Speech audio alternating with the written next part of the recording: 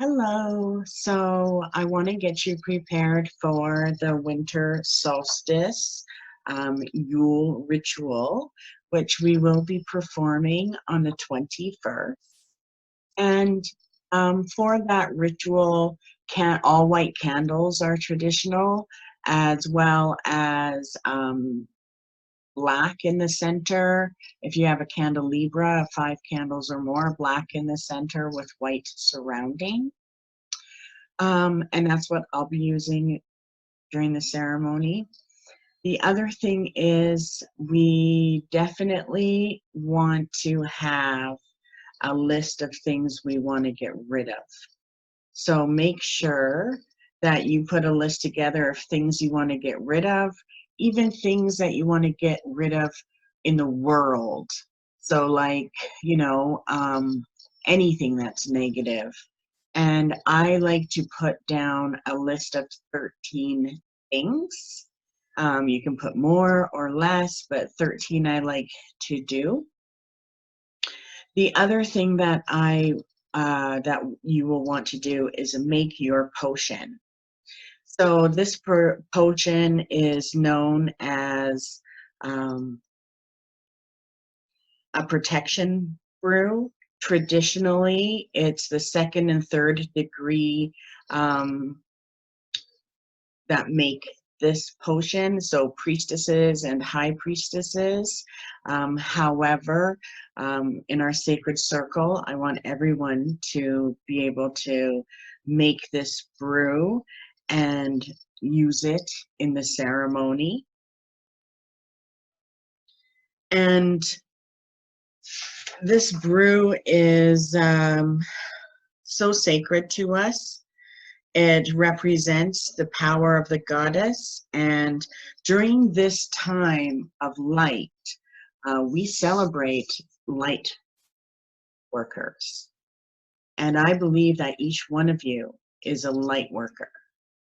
And I believe that anyone that is attracted to magic is a light worker. So this ceremony is, yes, about the power of the god and the sun and the return of the light, but it's also about rebirthing and creating more light being powers into our world. So for those who are coming, please make this potion if you want to try it. And personally, it's amazing. It is the drink of transformation. And how you make it is we need a chalice or a wine cup or a teacup. So something sacred, a sacred vessel to hold the potion in. You also want to use foam from the ocean waters. And last year I was in Florida, so I got to use the foam of that. It was awesome. So this year I'll be using the Bay of Fundy. And if you cannot collect foam from the ocean, you can also make just a little bit of salt water and with sea salt. So put some sea salt in the water and mix it up. And of course you want to stir it clockwise, okay, a minimum of 3 times, but you want to, or you can also just add a pinch of salt, which into the cup while you're making this. The other thing that you will need, so we need something from the sea.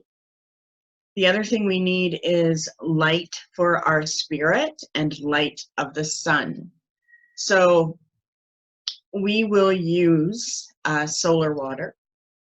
So if you can, put a glass of spring water or well water in the windowsill where the sun can hit it, and let the sun hit it during the day.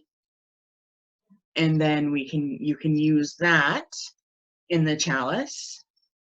The other thing is herbs of enchantment. So for that, I like to use either lavender, or you can use hibiscus, is a good enchantment one, or you can use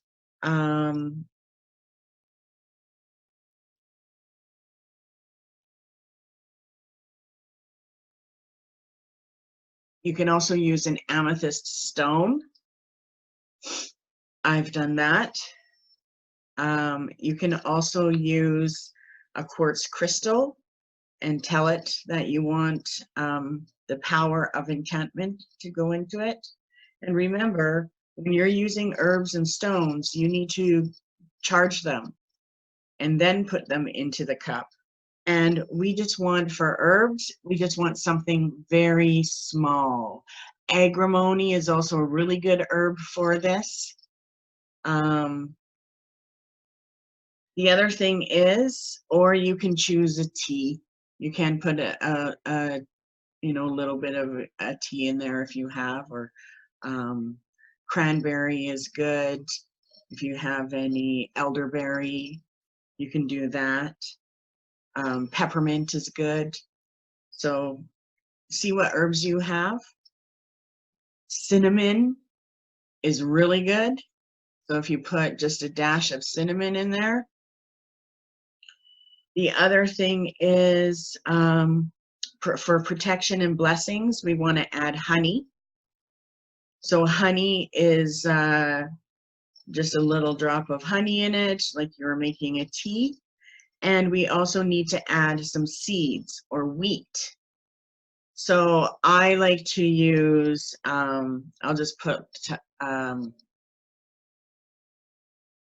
3 seeds into it. So you can use like sunflower seeds, you can use fennel seeds, you can use apple seeds, but 3 seeds of your choice, or 3 pieces of wheat, like the pods in the wheat. And then when we come together for ceremony, we will charge it. So have this made for the ceremony. Don't worry about what it's going to taste like, because you're only going to take 3 drops of it, and you're making this for the goddess and the god. So have fun making it. Be creative. And that's basically what you need. If you do have a cloak, then it's really good and traditional to wear that during the winter solstice ceremony and ritual, because we do want to be invisible for the ceremony. So it does help us as far as being invisible to the mundane spirits and negative energies. So with that, get ready for it, and I can't wait to see you online for the ritual. And for those that are coming to the dinner, I'm super excited. So we will hopefully see you soon. Many blessings to you always. Sending out lots of love. Bye.